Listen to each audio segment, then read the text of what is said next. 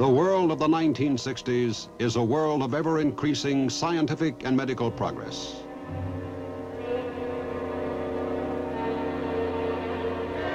But it is also a world with great differences in ideology, great tension.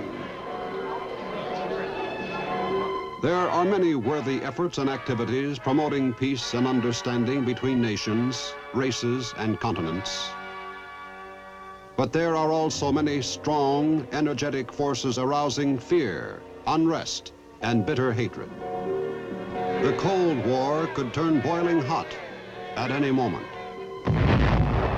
With little or no warning, what would a boiling hot war be like 5 or 10 years from now? What decisive new weapons, tactics, or other military concepts could come into the picture by 1968, for instance, or 1976, just 2 centuries after Lexington and Concord?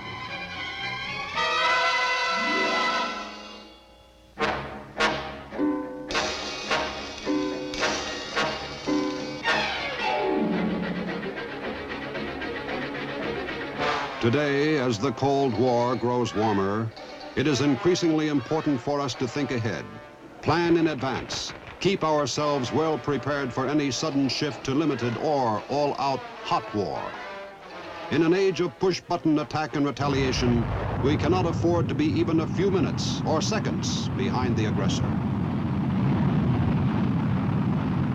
The same sort of upset took place towards the end of the Middle Ages at the Battle of Agincourt, a little village in northern France.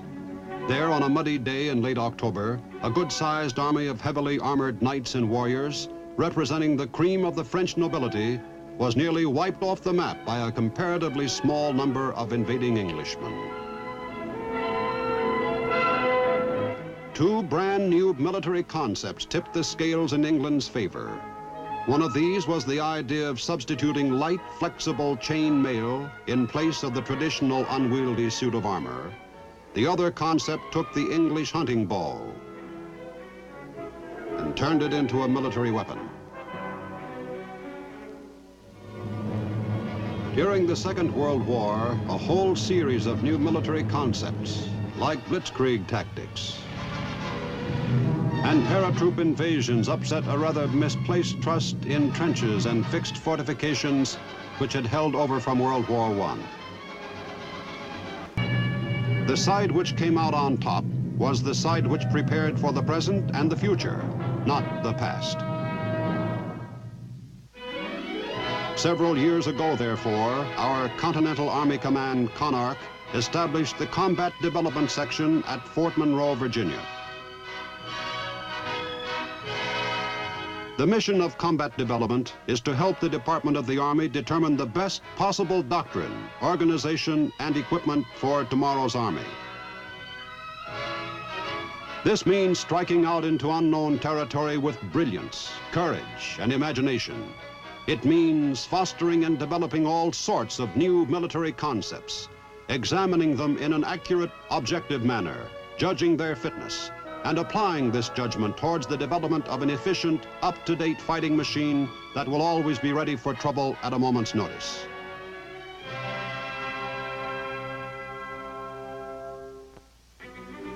In its initial phase, combat developments tended to emphasize materiel.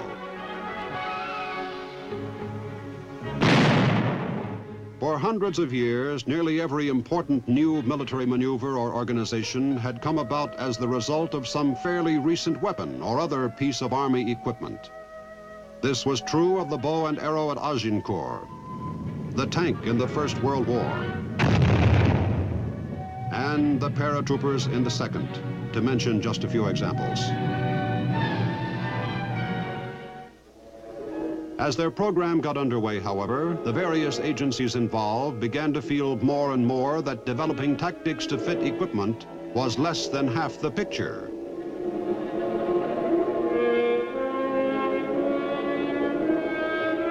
That in most cases, tactics and techniques should determine weapons and vehicles rather than the other way around. That it would be generally wiser to soft pedal the development of new material until we had decided what we were going to use it for, until we had asked ourselves what jobs we wanted done, what missions we wanted carried out. This change of emphasis created quite a few problems. When we are evaluating equipment, it is quite easy to be both accurate and objective. It is quite easy to compare the relative speed of two aircraft, firepower of two projectiles,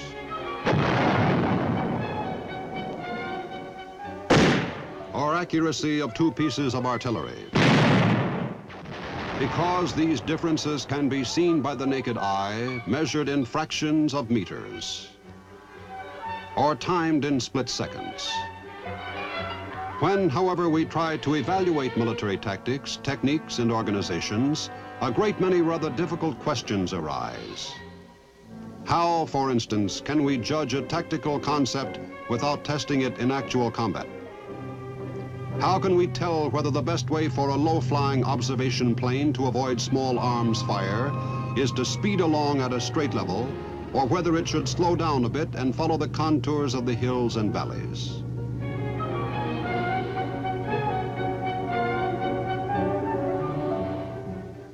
How can we determine whether a mobile platoon on a particular mission should have 4 personnel carriers or just 2 carriers, plus a tank and a reconnaissance jeep?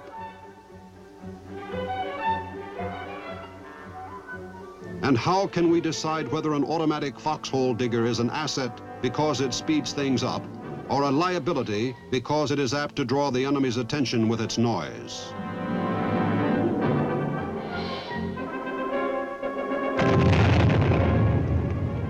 Above all, how can we be truly objective when we cannot use measuring rods and stopwatches, when you cannot count casualties? Faced with questions like these, the commanding general, U.S. Conark, realized that a setup would have to be created where operational military concepts for the future could be evaluated under conditions just short of actual war. Where great masses of men and materiel could perform carefully thought out, carefully rehearsed maneuvers, not for the purposes of training the men, but instead for the purpose of testing and judging what they were doing. To make these evaluations absolutely valid and objective, they would have to be scientific and mechanical rather than personal. As a solution, Conark decided to adopt and apply some of the latest principles of pure, impartial scientific research.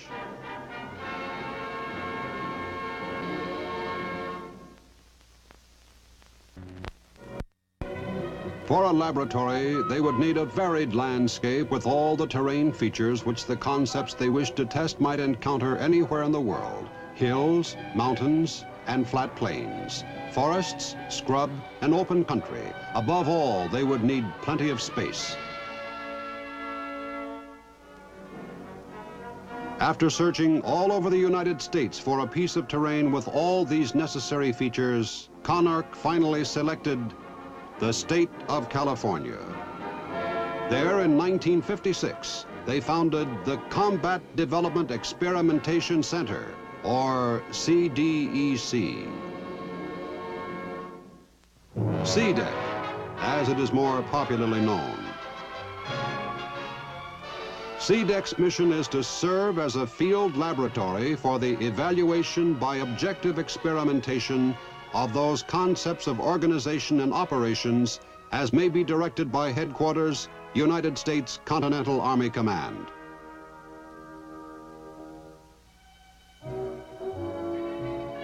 CDEC has 2 centers in California: an administrative and scientific headquarters at Fort Ord near Monterey, and a huge 250,000-acre field laboratory called the Hunter-Liggett Military Reservation, about 90 miles to the south. Twice each year, in the spring and the fall, a 3-month series of controlled experiments takes place at Hunter-Liggett, involving thousands of men and close to 1,000 major items of military equipment.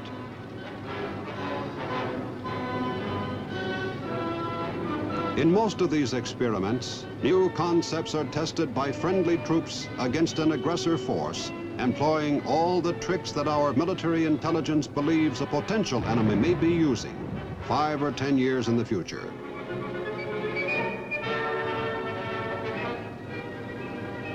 A recent 3-month series was built around the concepts for several possible military organizations for tomorrow's Army. These organizations are all designed to operate on the battlefields of the future, where we must have a more mobile army capable of rapid dispersal, and where we will present only very transitory, very elusive nuclear targets.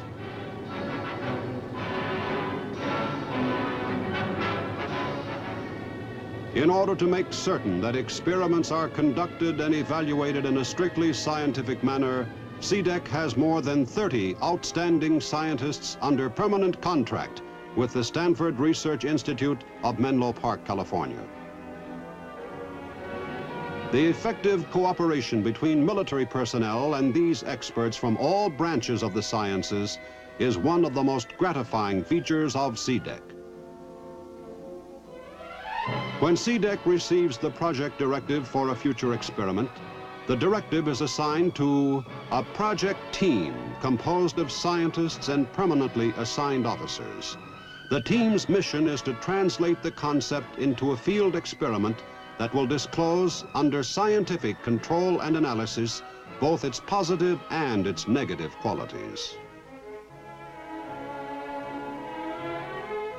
The military side of the team puts the concept into logical combat form and establishes whatever project requirements are necessary for supplies, equipment, transport, personnel, and training.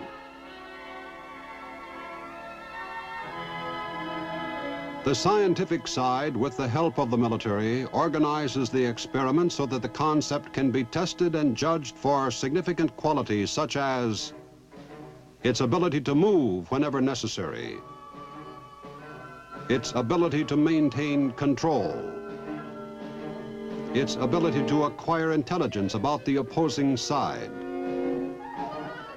its ability to maintain adequate and continued contact with supply sources, its degree of exposure to attack or injury,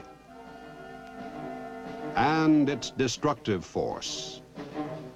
In each experiment, the concept, the thing being tested, is exposed to a series of varying conditions or circumstances. This is the old research principle of testing a constant against a series of variables.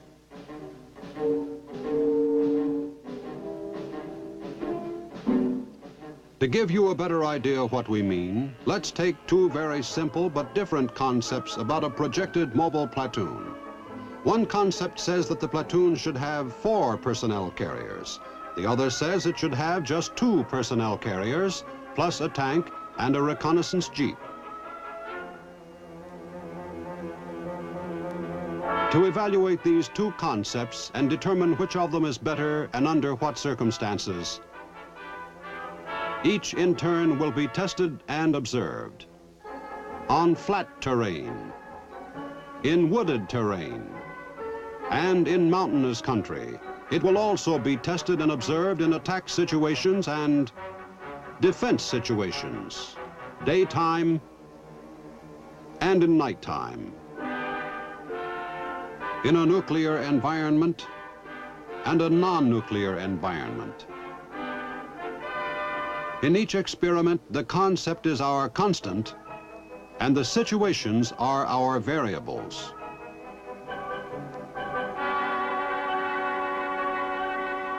When a concept has been organized in this manner, each detail of the future experiment that will disclose its strengths and its weaknesses is written into what CDEC calls a scenario. So much care, consideration, and planning go into the scenario that it takes the project team about 12 months, 1 full year, to finish this stage of their work, about 4 times as long as the experiment itself at Hunter Liggett. The CDEC headquarters there is built around a beautiful Spanish-type hacienda, relic of the days when this entire region was a multimillionaire's private hunting preserve. During each 3-month series, there is an encampment of troops in one area who represent our side in the experiments, so-called friendly troops. These men are permanently attached to SeaDek, and between each spring and fall series are stationed at Fort Ord, where they receive very careful, very rigorous training for the next session.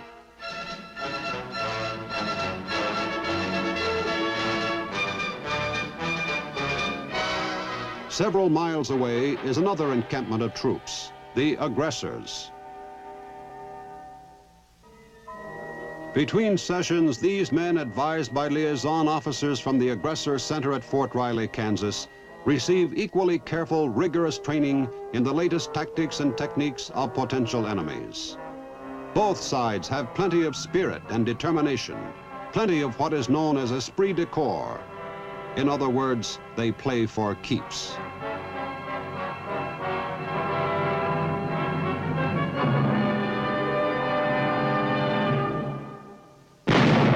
Although the tactics, techniques, and organizations used in the SeaDek field experiments are designed for a period several years from now, the weapons, vehicles, and other equipment they use are assumed to represent that period. The official word for this pretense is simulation. For instance, a harmless smoke bomb can simulate a nuclear hit, and a statistical chart can then tell us within what radius all operations would be knocked out. A current or slightly out-of-date vehicle can maneuver in a prescribed way and thereby simulate a tank of the future, which so far is only in the planning stage. A simulated weapon of the future can pretend to fire at an aggressor target, and special SeaDek hit and kill data cards can tell us what certain projected artillery pieces would accomplish in, say, the year 1975. These data cards are just one of the devices which the scientists connected with SeaDek can give us. The hidden numbers under the squares vary from card to card, but taken together, they represent an accurate estimate of the firepower and precision of possible weapons which we can adopt and produce if we want them, or abandon if we don't want them, thereby saving Uncle Sam millions of dollars.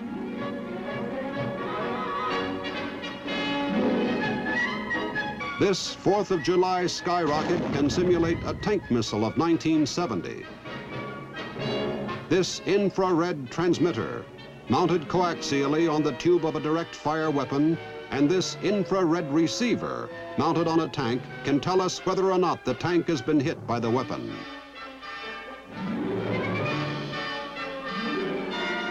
Whether or not it is a casualty. And so it goes. As a result of nuclear weapons, warfare of the future will be carried out by small, widely dispersed and separated units trying to keep out of sight. For in tomorrow's combat, if you can be seen, you're probably dead. This very unphotogenic and unvisual nature of future warfare makes it difficult for SeaDek evaluators to visually observe the various experiments that are being carried out, even from low elevations. This they do, of course, but in addition to this rather personal, subjective evaluation, the staff and scientists at SeaDek have perfected another type of observing, which is much more objective, scientific, and controlled. To begin with, the entire 250,000 acres of military reservation have been divided into 500-meter squares.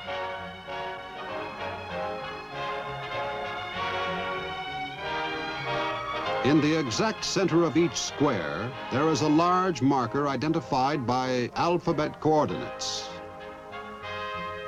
SeaDek has also placed smaller markers with additional color codes at 100-meter intervals. This means that individuals, vehicles, or units anywhere on Hunter-Liggett terrain can always be located within 50 meters. In addition to this rather unusual and very effective system of marking location, SeaDek has a special, very important third group of military personnel at Hunter-Liggett. the field umpires and controllers. The field umpires, identified by special headbands, are neither part of the friendly troops nor part of the aggressor forces, but they monitor both sides while the experiments are being run. At regular, pre-arranged intervals, they report by walkie-talkie over a special network to the controllers who occupy one of CDEC's nerve centers, the Experimentation Control Center near headquarters. During every experiment, each individual squad, each tank, each personnel carrier has one of these field umpires who moves along with the unit. It also has a controller seated at his desk in the Experimentation Control Center. In the main room at the Control Center, or ECC, each controller is connected with the field operations by a separate ultra-high frequency channel. In this case, 15 controllers are in contact with the friendly troops and 15 with the aggressor forces. The front of the main room is dominated by a large situation display map, backed by aluminum, which shows the exact location of each unit in the field as it advances, holds its position, or retreats. Every 5 minutes or so, each field umpire notes his unit's new location and reports this information by walkie-talkie. His signal is picked up by Site Alpha, a powerful relay station which has been installed on one of the highest peaks in the area. At Site Alpha, the umpire's voice is converted to microwave and beamed several miles to the control center down in the San Antonio Valley. At the ECC, the incoming microwave is changed back to voice and transferred to the unit controller, whose assistant records the new location.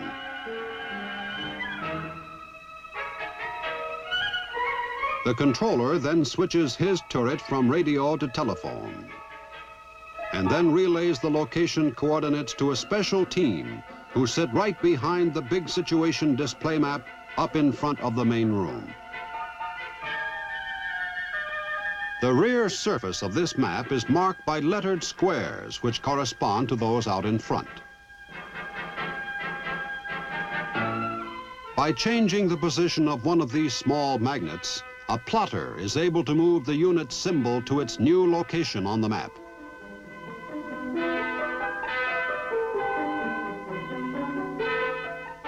As casualties occur in the field, these are also radioed into the ECC. If the casualty report comes from an aggressor umpire, it is relayed to a control console in front of the aggressor section in the main room and transferred to personnel or vehicle casualty status boards located to the right of the situation display map.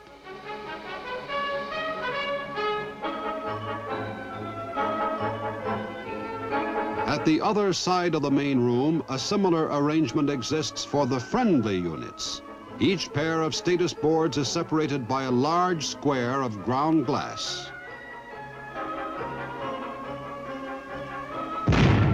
When simulated artillery action is part of an experiment, helpful information from the field can be recorded on plastic slides and projected onto this screen.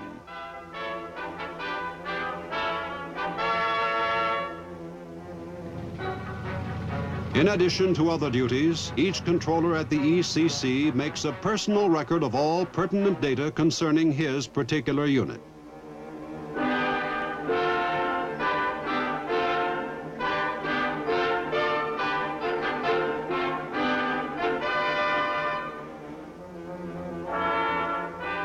At the end of each week, these unit records are collected and sent to Fort Ord.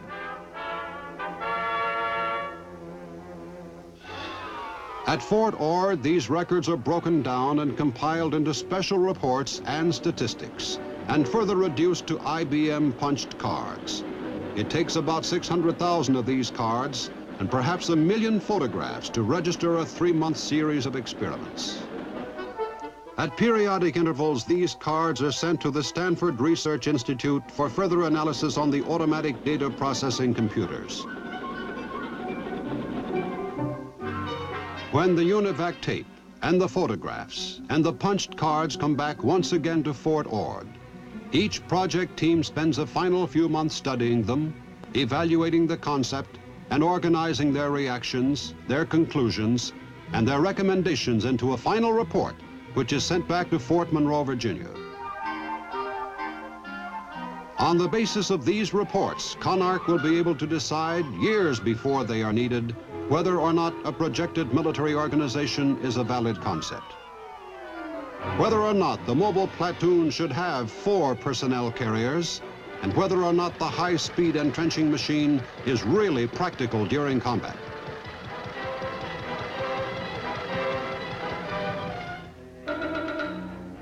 We all hope and trust that there will be no boiling hot war in 1968 or 1976 or any other year in the future. One of the surest ways to prevent this war is to prepare for all its possibilities as we are preparing through military and scientific activities like CDEC.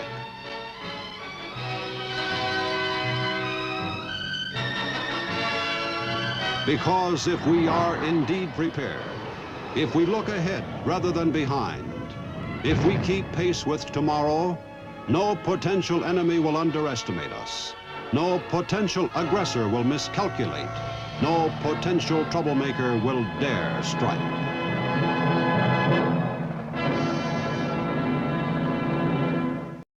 In an age of push-button attack and retaliation, we cannot afford to be even a few minutes or seconds behind the aggressor.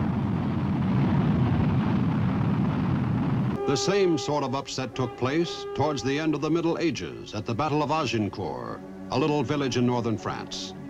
There, on a muddy day in late October, a good-sized army of heavily armored knights and warriors, representing the cream of the French nobility, was nearly wiped off the map by a comparatively small number of invading Englishmen.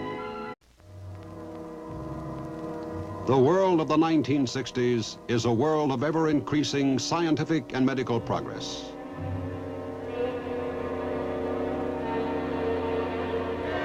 But it is also a world with great differences in ideology, great tension.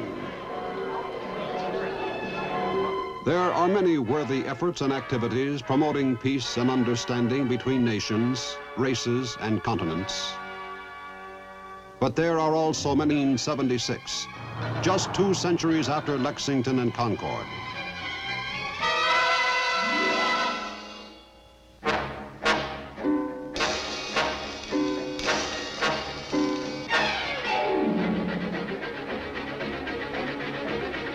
Today, as the Cold War grows warmer, it is increasingly important for us to think ahead, plan in advance, keep ourselves well prepared for any sudden shift to limited or all-out hot war. A strong, energetic forces arousing fear, unrest, and bitter hatred. The Cold War could turn boiling hot at any moment. With little or no warning, what would a boiling hot war be like 5 or 10 years from now? What decisive new weapons, tactics, or other military concepts could come into the picture by 1968, for instance, or 2 brand new military concepts tipped the scales in England's favor. One of these was the idea of substituting light, flexible chain mail in place of the traditional unwieldy suit of armor. The other concept took the English hunting bow and turned it into a military weapon. During the Second World War, a whole series of new military concepts, like blitzkrieg